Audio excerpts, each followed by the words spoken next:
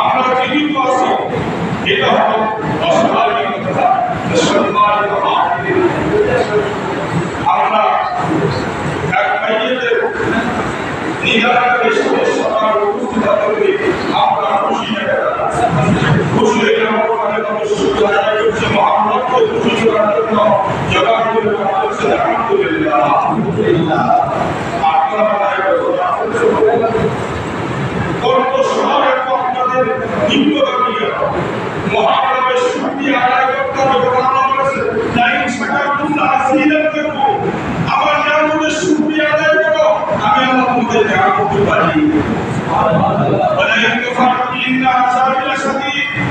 আমার নিয়ামতের অর্জন করতে হইল না, নিয়ামত সিদ্ধিয়ে কঠিন শাস্তির মধ্যে গেলে সম্মানের মহাদিনে আমরা উপস্থিত হওয়ার খুশি না দাদা। আবার কালেমা শুকর আলহামদুলিল্লাহ আলহামদুলিল্লাহ। সম্মানিত মহাদিনে বিশ্বকে ইজারাত ইনসান মানব জীবন মৃত্যু বরণ করে তার সমস্ত আমলের পথ দর্শন হয়ে যায়। কিন্তু তিনটি আমল, তিনটি কাজ এটা কখনো বন্ধ হবে না, এটা কিয়ামত পর্যন্ত চলতেই থাকবে।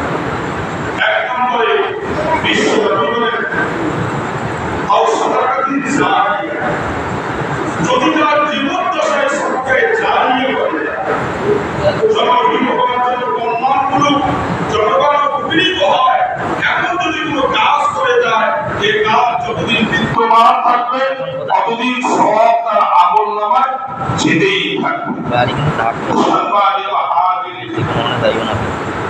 তাহলে সবকায় জারিয়া কি?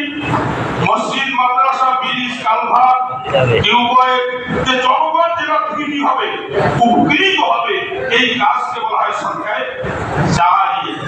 সম্মানিত হাজিরিন, এই সরকারে জারিয়া যতদিন থাকবে, এই মসজিদ এখানে যতদিন থাকবে, যতদিন এই মসজিদের মধ্যে ইবাদত হবে, যাদের অংশগ্রহণে, যাদের অর্থায়নে এখানে মসজিদ নির্মিত হয়েছে, এর সওয়াব তাদের আমলনামায় যেতেই থাকবে কিয়ামত পর্যন্ত, যতদিন দুনিয়া কায়েম হবে। দুই নম্বর, এমন জ্ঞান অর্জন করা বা জ্ঞান অর্জনের ব্যবস্থা করা যেটাকে বলা হয় ইলমে ওয়াহি, মাদ্রাসার শিক্ষা, ধর্মীয় শিক্ষা, যে শিক্ষা অর্জন করলে কারি হয়, হাফেজ হয়, মাওলানা হয়, মুফতি হয়। এই যে জেনারেশনগুলো আছে, গুণবাচক সে করতে আছে, এই শিক্ষায় যদি কোনো ছাত্রকে কেউ যদি কখনো সহযোগিতা করে, ওই এর যতদিন থাকবে, যতদিন চর্চা হতে থাকবে, যতদিন ইবাদত হবে, ততদিন সব তার আমলনামায় যেতেই থাকবে।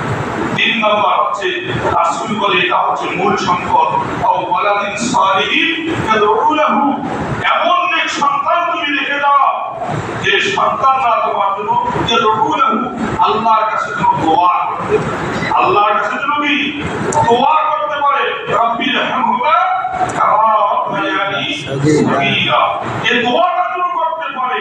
তাহলে যতদিন এই দোয়া তোমার জন্য করতে থাকবে, তোমার জাহান্নামে আগুন নিবৃত হবে, জান্নাতের রাস্তা তোমার জন্য প্রশস্ত হবে, অনন্ত অসীম শান্তির স্থান জান্নাতের উত্তরাধিকারী তুমি হবে। এই জন্য নিজ সন্তানগুলোকে খেলবে দিনের ট্রেনিং দিতে হবে, শিক্ষা দিতে হবে, কারণ এটা আমার নিজ সেনানিবাস আমাদের পাশে ঠিক যাবে। এখানকার যিনি প্রধান তাকে বলা হয় জিউসি। এই জিউসির একটা সন্তান যদি পাগল হয়, আর পাগল বা যদি পিছের পোস্ট আপ ডাউন করে, কোন এমপির ক্ষমতা আছে তাকে নিষেধ করা। আর আমরা যত বড় ভদ্রলোক চাই না কেন, আমাদেরকে আপনার পরিচয় দিন, পরিচয় দিতে হবে, ঠিক আছে? পরিচয়ে যদি তারা সন্তুষ্ট হয়, তাহলে তারা কি নেবে?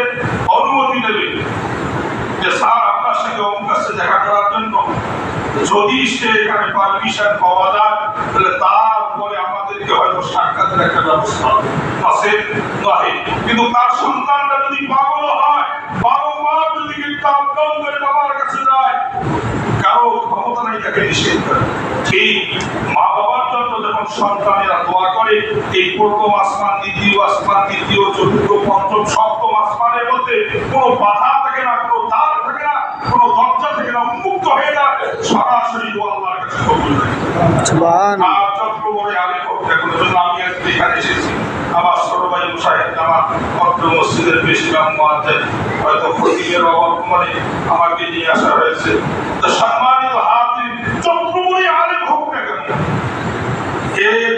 এই দোয়াটা প্রথম আসমানের মধ্যে থাকবে না, সওয়াল জবাব হবে এই দোয়াটা কবুল হওয়ার উপযুক্ত কিনা।